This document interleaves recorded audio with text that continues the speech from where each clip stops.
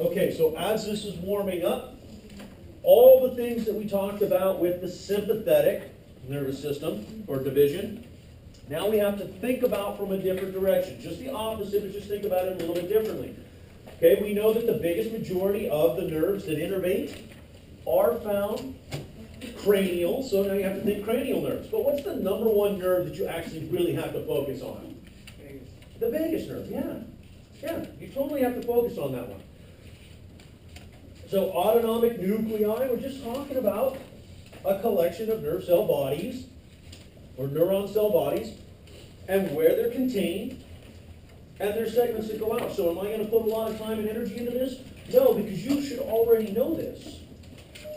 Cranial nerves, okay, that'll be part of your guys' test tomorrow. I think that was one of the things that I mentioned was cranial nerves. Okay, so cranial nerves, what are they? Number, name, and function. There's only 12 of them, so don't get sketched out. Okay? So where they pop out? Cranial sacral. You need to know that. Ganglionic neurons in the peripheral ganglia, terminal ganglion, near the target organ, usually paired. Intramural ganglion, embedded in the tissue of the target organ. Interconnected masses, clusters of ganglion. Now, when you look at your guys', and you should have your worksheets out too, when you look at them, I think the one that has the most importance, can I take a look at this please? Is this guy right here. This guy has the most importance now. Why? Because what it's doing is it's saying, oh wow, look, check this out. We've got these coming out of the brain stem. Remember the fine print here, pay attention to the details. Out of the brain stem, long pres and short posts. Where are they? They're embedded on the organ. That's all this is talking about. So just the opposite of sympathetic. Okay? Just the opposite of it. Organization and anatomy of the parasympathetic division. Well, it's made up of, remember, if we're coming out of cranial nerves, it's made up of oculomotor, facial, glossopharyngeal, and vagus. That makes sense. Vagus innervates all the visceral organs. Oculomotor, facial, and glossopharyngeal innervate the head. Simple pimple. Nothing crazy going on here. All right? Parasympathetic preganglionic fibers leave the spinal cord to the sacral level. Okay, so before I even change the screen, let's just get our brains going. Let's start wrapping our heads around this, okay? Maria. Which one? Let's go to the back Maria. Okay, because we got two Marias. Now I'm going to have to figure out how to differentiate between you guys. Okay? You're gals. Maria. It says right there, parasympathetic preganglionic fibers leave the spinal cord at the sacral level. What are they innervating? Oh, don't, come on. What are they innervating? Sacral. Where's your sacrum? Where's your sacrum? Sacrum. So what are we innervating? What are our neurons going to? What organs are found in this area?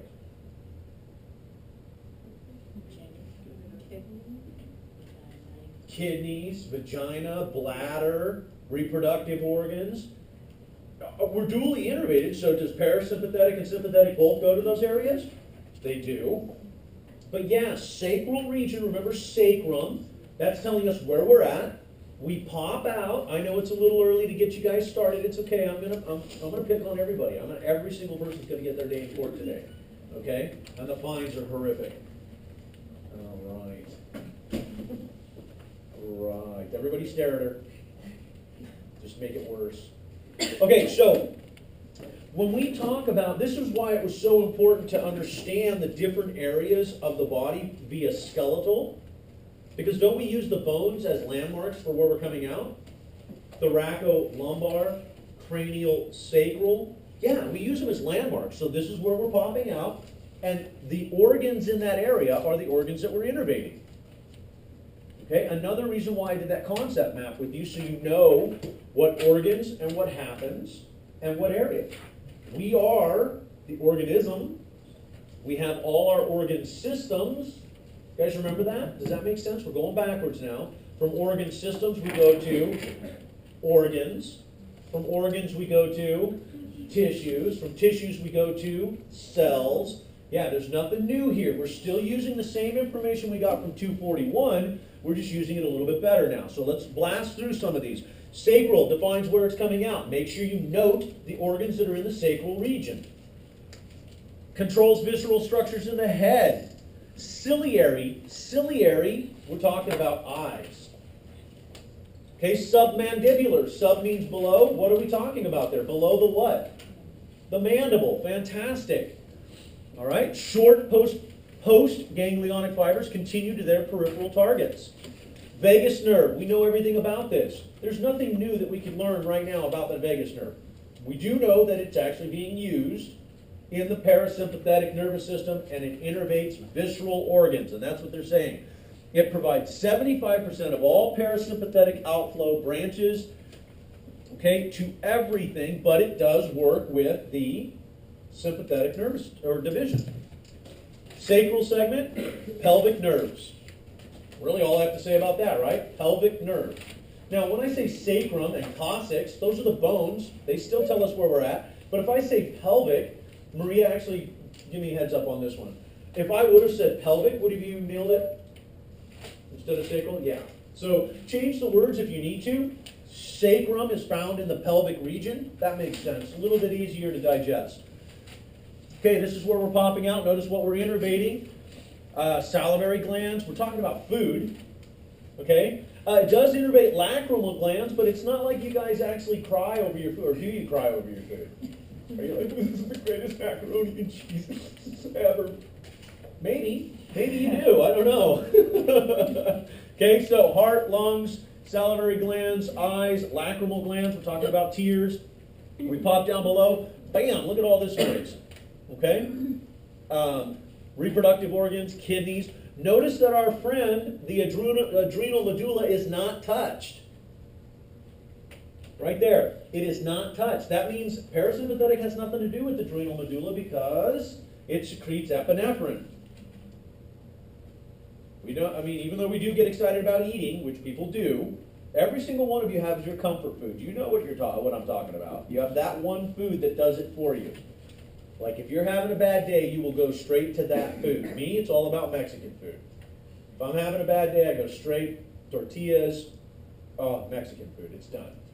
I'll eat until I burst. That's how much I love Mexican food.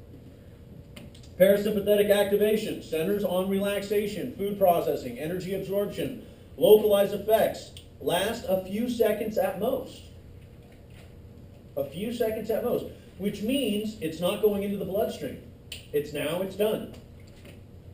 Okay? So maybe you do cry over your food, but it's only for a second. Love you. Okay. Done. Right? Is that you, Louisa? Do you cry over your macaroni and cheese? I don't eat macaroni. You don't eat macaroni and cheese? What is wrong with you? Macaroni and cheese is so amazing. And there's different types of macaroni. I mean, if you're a connoisseur, you know that there's like the dry kind and the moist kind. You got breadcrumbs on top.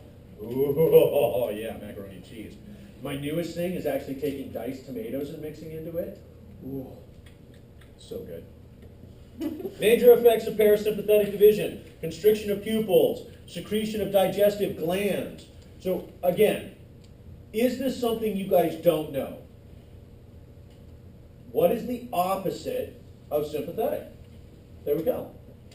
Okay, secretion of hormones, changes in blood flow and glandular activity associated with sexual arousal.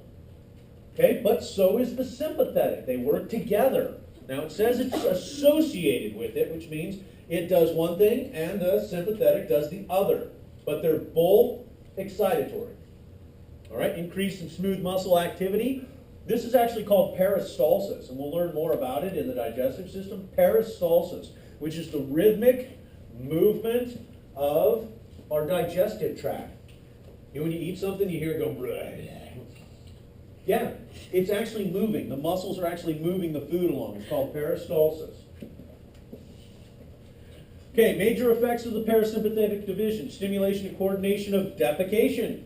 That's a coordinated thing. You've got to actually make sure you do it right, because if you don't, whoa, the mess, craziness. Yeah, you got to do that one right. You got to line it up perfectly, and yeah, okay?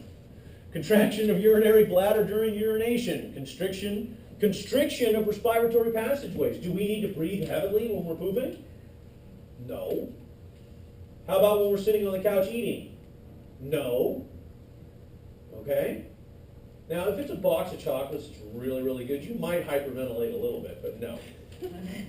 Reduction in heart rate. Reduction in force of contraction. Now, that's extremely important, so we'll make a note right there.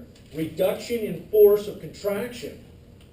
So when we get to the cardiovascular system, guess what you're going to do? Oh, parasympathetic, it's going to reduce the heart rate. It already does anyways. It decreases the heart rate from 100 beats per minute to 75, naturally. So if theoretically, if we could do this, if you cut the vagus nerve, your heartbeat would go from 75 to 100. The vagus nerve actually reduces your heart rate from 100 beats per minute to 75, giving us a little bit of a break. So theoretically, if we could cut it, and you wouldn't die, it would actually increase your heart rate because the vagus nerve continuously keeps that control over it. If it keeps the heartbeat right in the middle, what is that called? Nice and loud. Tone. And because it's the vagus nerve, it's vagal tone. Vagal tone. It actually brings the heart rate down and keeps it right in the middle. Can it go up? Yeah. Can it go even further down? Yes, if you exercise. If you're just a normal schmo that goes to class every day and eats your bonbons and do whatever you do, it's going to hold it right around 75. If you're a long-distance marathon runner, guess where your heartbeat probably going to be? Right around 55. Think about that. Doesn't take much. Your body's so proficient at processing oxygen, it doesn't take much. We'll learn a lot more about that.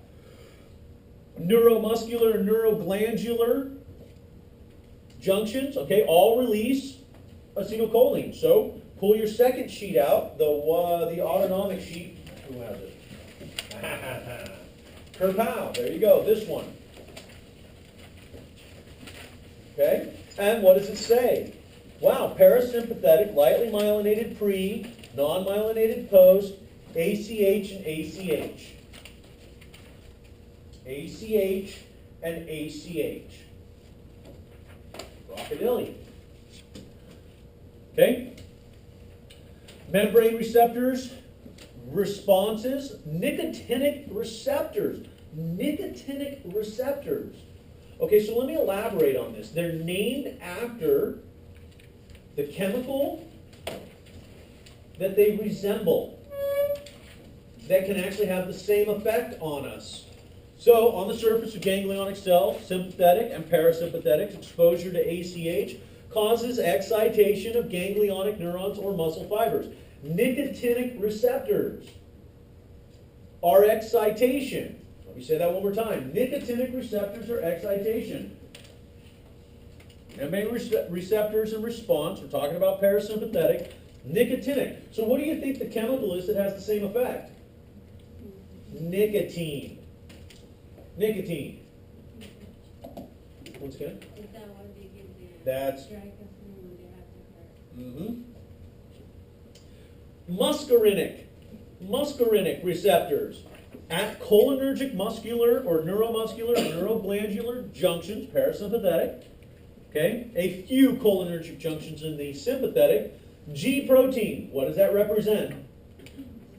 Second messenger, fantastic. These can be excitatory or inhibitory depending on where they're going to innervate. Muscarinic, so what do you think? Chemical. What chemical? Mushrooms. Yep, I'm not kidding. Mushrooms. Probably. But you have to be a fuzzy-headed, white coat-wearing professor sitting around going, this is good tea. I'll call those muscarinic. Yes, it's named after mushrooms. Crazy, but it is. Okay? Kerpow, there you go. What is awesome about this? It's all of the receptors. All of them together. Done deal. Alpha, alpha, alpha, beta, beta, nicotinic, muscarinic. Adrenergic, cholinergic. Do I need to say this 3 times? I can. Alpha, alpha, alpha, beta, beta. Nicotinic, muscarinic. You got to know this. Yes? Is there class tomorrow on 15 and 16? No, just 15. Just 15. Yeah. Just 15, y'all. Just 15. Okay? So, boom. I love this chart. This chart is fantastic. If I could print it up and put it all over campus, I would. It's unbelievable. It's beautiful. Yeah. Amazing. Dual innervation. Yes, sirree. Dual innervation. Sympathetic division. Widespread impact. Reaches organs. Why is it widespread impact? Come on, somebody quickly. This is an easy question. Sympathetic division. Why is it widespread? It's all over your body because you have what all over your body? What circulates all over your body?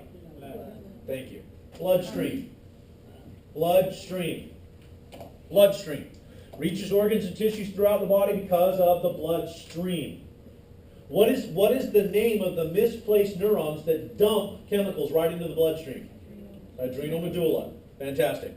Parasympathetic division innervates only specific visceral structures.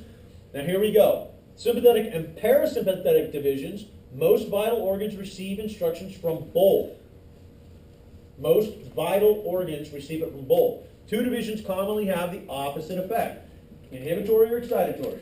Depends on where we're at and what we're doing. Anatomy of dual innervation. Parasympathetic, post-ganglionic fibers accompany cranial nerves to peripheral destinations. Sympathetic innervation reaches the same structures. Well, we already knew this. Not a big deal. We have this already.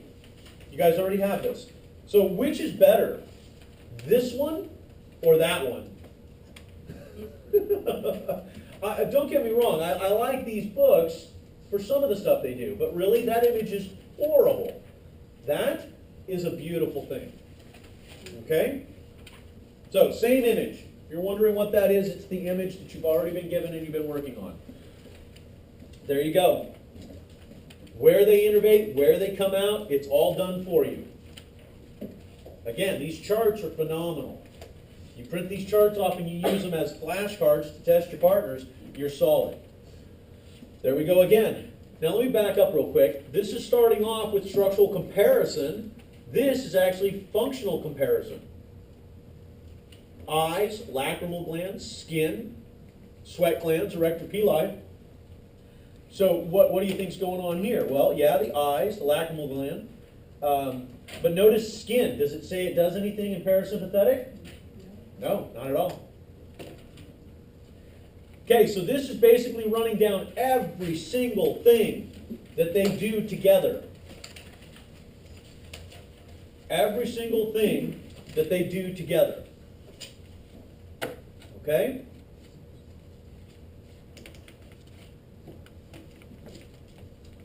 Everything they do together. In fact, what it's doing is it's saying cardiovascular system, there we go. Endocrine system, there we go. Respiratory system, digestive system, skeletal muscle, adipose tissue, urinary system. Oh, and here we go. So, male reproductive system. Increased glandular secretion and ejaculation by sympathetic. Parasympathetic, erection. Does both at the same time. Okay? And they're both excitatory. No pun intended, but they are. Okay? Female reproductive system. Okay, so here we go. Increased glandular secretion, contraction of pregnant uterus. I didn't know how the uterus got pregnant. I thought it was the woman that got pregnant. But that's okay. And relaxation of non-pregnant uterus. Well, why would we want the uterus to relax? During intercourse, seriously, you kind of actually do want it to relax. Okay? But they don't go into a lot. But here's what they say. Female reproductive system, parasympathetic, variable, depends on the hormones present. And then, oh my gosh, look at this variable, depends on the hormones present. So what they're saying is the parasympathetic does actually work during that process, but what hormones are actually present. Now, bless you, ladies, in the morning, you have, well, everybody does, but women have a little bit more. In the morning, more hormones than at night. They gradually taper off during the day, okay? But however many are being secreted at the time dictates this involvement. Where are you in life? Are you 21 or are you 41? Because that is going to dictate the amount of hormones that are secreted, and so every single woman is different. You can't say, okay, every woman's going to get excited at noon. That's not going to work, because most of you at noon are like, really? Okay? So, but there are other factors that are incorporated into that. So, there you go. Oh, anatomy of dual innervation. We really don't actually have to do a lot of this. Network of thoracic abdominal plexus. Okay, abdominal or anatomy of dual innervation. Cardiac plexus, pulmonary plexus, esophageal plexus, celiac, inferior mesenteric, hypogastric. Hypogastric, what's that? Below the stomach. Okay? Entero means, entero, not endo. Entero means intestines. Okay? As where gastric means stomach. So if you hear those terms, that's what they're talking about. Okay? And this is just walking you through what they do. I'm not going to put a lot of time in this, but if you want to learn about dual innervation, go back to the chart and match it up to these. I'm not going to put a lot of time into it. Esophageal plexus, same thing. Vagus nerve. This is talking about what we already know. There's our dual innervation. There's all our plexuses. And unbelievably, it's actually not called plexi. It's actually plexuses, which is really weird. Okay? Celiac plexus, hypogastric plexus. Okay, and then again, giving you examples of where they're at. Autonomic tone. Wow, this is something that we do need to know. We need to put time into it. Autonomic tone. Now, Jessica was kind enough to let us know what tone meant. Or actually, I let you know, and she defined it. Right? Tone. In the middle. In the middle. Is an important aspect of the ANS function. If nerve is inactive under normal conditions, can only increase activity. If the nerve maintains background level of activity, can increase or decrease. So here we go. My blood vessel is this big.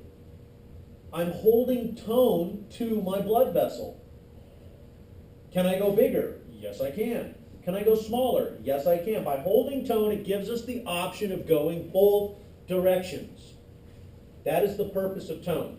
Now, I've already brought it up in 241. I'm bringing it up in 242 now. I'm pretty sure it's important. Not only in this, but in the chapters that are going to be coming. Okay?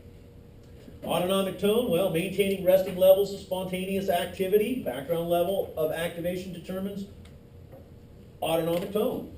Are we more constricted or more dilated? It's about dual innervation because it gives us the option to go either way. Heart receives dual innervation. Yes, it does. Yes, it does. This slide, you might as well put a circle around it and say, we will come back to this slide. I'm going to go over it, but we will come back again and again in the cardiovascular system. Heart receives dual innervation. Two divisions have opposing effects on the heart. Parasympathetic division, acetylcholine, released by post-ganglionic fibers, slows the heart rate down. Sympathetic releases NE, causes the heart to speed up. It not only causes the heart to speed up, but it also causes more force of contraction. If you are exercising, you not only need the heart to speed up, but you need it to squeeze harder. Force of contraction. Okay? Just by going fast doesn't mean you're pushing blood. Squeezing harder means you're pushing blood. Balance between the two, autonomic tone. Also known as vagal tone. Heart receives dual innervation. Well, this is just saying, guess what? Crisis accelerates heart rate by stimulation of sympathetic, inhibition of parasympathetic. Crisis. And I have to think about this the other day, and this is all about experience too. I like to bring this up so you guys can have some reality of this. I pulled over the other day. This person had a flat tire. Okay, I pulled over and blocked traffic for him, and I said, "Hey, let's change the tire." Freaking out. I'm like, "It's a tire." What do I do? I'm like, "Well, you have a car. There should be a spare in the back. It's a brand new car, so let's change the tire." But how? Calm down. Open your trunk. Change the tire for him. Afterwards, you're like, "Oh, thank you. Here's some money." I'm like, "I don't want money. I don't want your money. Go to Facebook, Blackout Jeep Club. This is what they did for you." They're like, "Okay," and they did. Well, because that's what my members are supposed to do. Why didn't I panic, and why was that person panic? Yeah, I've been through it. I've done it before hundreds of times. I can't even count how many times I've changed tires. Yeah.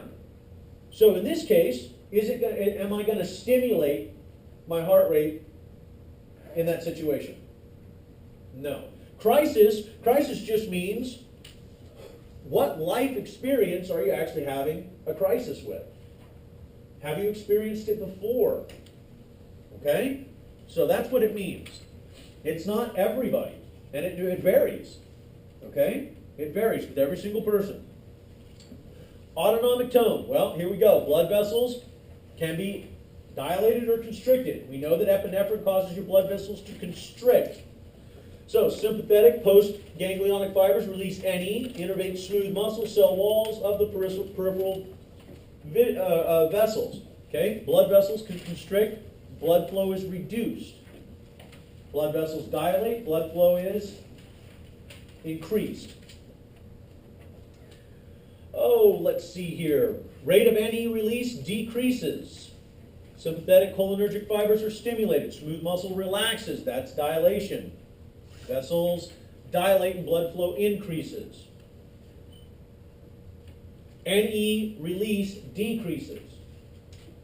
NE causes constriction, so we have to decrease the release of NE. There you go.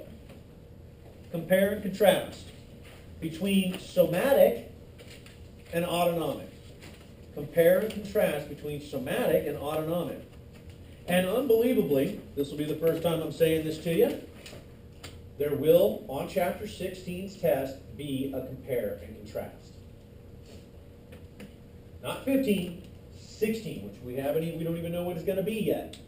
On 16's test, there will be a compare and contrast. There will be a compare and contrast. One more time. Compare and contrast. Okay? Higher order shared, okay, 3 characteristics, require the cerebral cortex, involve conscious and unconscious information, are not part of programmed wiring of the brain, can adjust over time. Higher order functions share 3 characteristics. Higher order functions share. They require the cerebral cortex, higher order. You gotta think about it. Involve conscious and unconscious information processing. Sometimes it's information you know about, sometimes it's not. Last one, are not part of programmed wiring. That means that if it's inherent to you, it is what it is. That means if it's in your body and you do it all the time, it is what it is. You have to think about it. It's different. Memory. Okay? I hate to say this. Okay, I'm going to briefly go over this, but I'm not going to quiz you on this. Do you know why I'm not going to quiz you on memory on Chapter 16? Because it belongs in the CNS chapter, in the brain. Rawr. And that is not a dinosaur saying, "I love you." Oh. This belongs in the CNS. So I'm not going to quiz you on it because it's not appropriate for this chapter. If you want to read over it, you can. Fact memories, a specific bits of information. Skill memories, well, they're learned over a period of time, incorporated at an unconscious level with repetition. So guess what? If you chew your fingernails, it's ridiculously hard to stop chewing your fingernails. Because you do it unconsciously. You get nervous, what do? And you start chewing them. Program behavior stored in appropriate areas of the brain. Complex skill memories are stored and involve motor patterns in the basal nuclei, cerebral cortex, and cerebellum. Now, the only thing I'm going to say about memories here is that we can use things to trigger them to bring them back. The strongest part of the brain that brings back memories is the limbic system, which is directly connected to smell. Okay? Directly connected to it. Short-term memory information that can be recalled immediately. If you don't keep doing it, you will lose it. Long-term memory, well, this is memory that's been consolidated. Okay? It's been consolidated. It's what you do. Now, we can pull, at any time, we can pull from memory. In fact, that's what we do all the time. There are two types of long-term memory, secondary memory and tertiary memory. Again, I'm not going to hold you to this. If you guys want to read over it, it's actually a pretty good read. Short-term, repetition, repetition, repetition, repetition, repetition. What they don't put up here is this. Association. Association. So you've got repetition and then association. So if you really want to memorize something, associate it with something you already know. Why do you think I give you guys real-world examples? Car accidents, eating mac and cheese. Because it's stuff that most every single one of you should have or have done in your life. So by taking this information and associating it with information you already have, guess what? You can actually pull the information back by or through association. Now, let me give you a perfect example, and I thought I brought this up last quarter, but I'll bring it up now. There was a student. They took Post-it notes. Okay, and this was genius. I was like, really? I tried it. It was phenomenal. Okay, so can you walk through your house? Like right now in your mind, can you walk through your house? And if I said, tell everybody exactly where your furniture is, you could say, okay, I walk through the door, I got a couch here, I got a couch there, I got a table there. If you watch television, I got a television here, our fireplace is right here. Down the hall, here's the 3 bedrooms. This direction is the kitchen. The dining room is right next to the kitchen. Could you walk through your house that way? Well, guess what the student did? For every major topic, she put a Post-it note with it on a piece of furniture. So when she wanted to recall all the information, all she did was virtually walk through her house. Oh, the CNS memory was on the TV. Oh, this receptor was on the couch. This receptor was on the stove. This one was on the microwave. Needless to say, you know what her grade in the class was? A 3.9. She did that for everything. She Post-it noted her house. Now, it may not work for everybody, but seriously, can everybody walk through their house right now, even though we're not there? Yeah, you certainly can. It was wicked. I was like, huh? Yeah. I was curious as to how she did it, and that's what she did. I had students do this. Oh, I'm going to actually mark out the things that I see every day because I walk the same way to school. And they did. The big tree here, the orange house there, the broken down car there. Really? You see it every day. Association. Key. Brain regions involved in memory consolidation. Well, nucleus, basalis, amygdaloid, and hippocampus. Wow. Really? This is awesome. When was the last time you got in an argument with someone? Like a really heated, I don't like you type of argument. Like, rawr. Oh, now you remember the whole situation, don't you? Anger, fear, rage, jealousy, all those things come into play. Why do you think, and this will probably be the last thing I say on memory, why do you think every single one of you is actually intimidated by the fact that when I call on you, you don't want to answer the question, or you're afraid to answer the question, or you're unsure. Even if you're not unsure, even if you know the answer, you're afraid. That's because when you were young, you had that creepy teacher. You know who I'm talking about? I had one.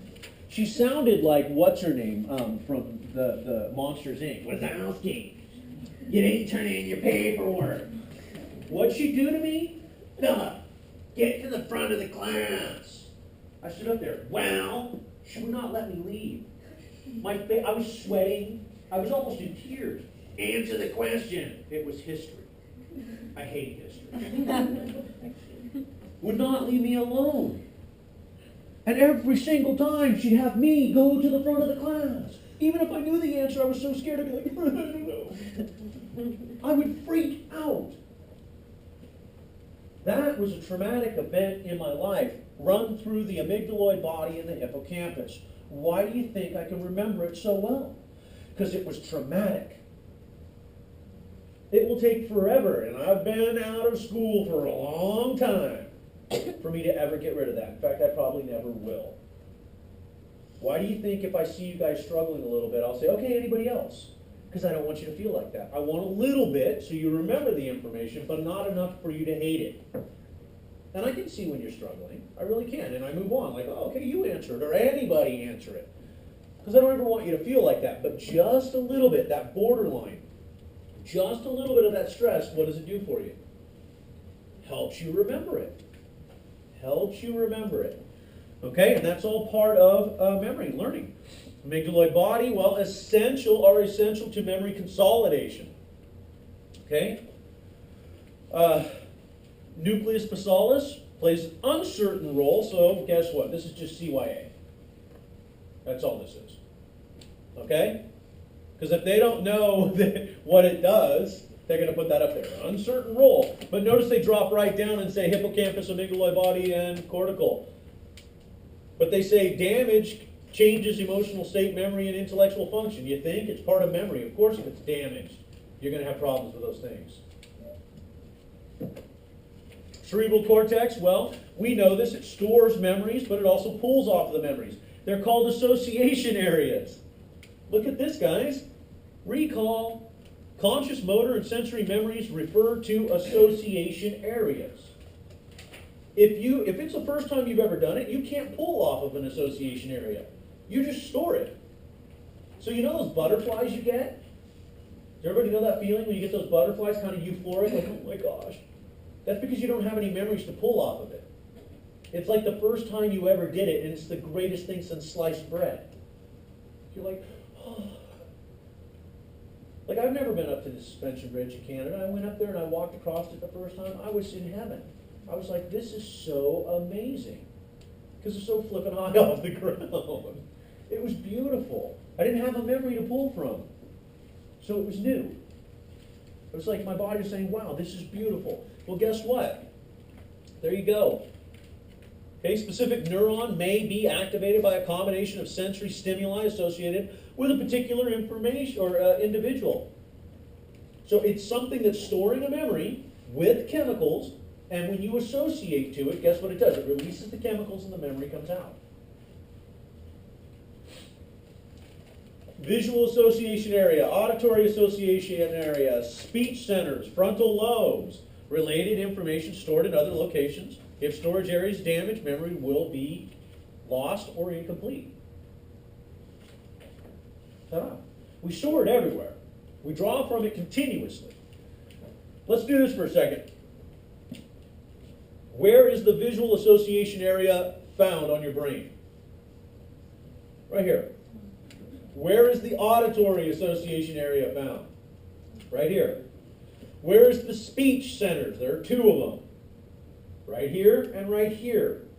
Okay? Frontal lobe. Well, frontal lobe. So how many people think it's true that you only use 10% of your brain? I'm pretty sure when I said that, you guys are like, yeah, you're full of it, Phil. We only use 10%. Really? That's your entire brain right there. All association areas, all the information you need to pull from. Okay? If you needed proof, there's the proof. We use all of our brain. Now, there only may be capacities that we're using, smaller capacities, but we use it all. And day one, when I told you guys about the nervous system, what are you branching off to? You're making new branches. You're making new connections every single day.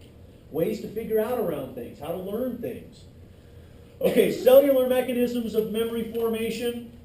Well, increased neurotransmitter release, facilitation of synapses, formation of additional synapse connections. What did I just... Wow, this is awesome. I love it when things confirm themselves. You are making new connections every single day. The more you use that connection, the better it gets. Think about it this way. If you take your vehicle off-road and there's no road, you're just kind of beating through everything, and you never do it again, do you think you can find that road? What if you take your vehicle on that off-road over and over and over and over and over again? Does it get ruts? Does the branches get pushed back? Can you find the road easily? There you go. Increased neurotransmitters. The more you use them, the more they're released, the more the memory is easily accessible. Facilitation synapse. Well, guess what? We build up so that that can be used again and again. That means that every time you guys take a class after these classes, the information is easily stored. Why? Because you've already opened up those areas for access. They're ready to go. You just have to start putting things in slots. Formation of additional synapses. These are connections. Remember, they're never really touching each other, but if this one never ever sends neurotransmitters out to another one, but then all of a sudden it starts shooting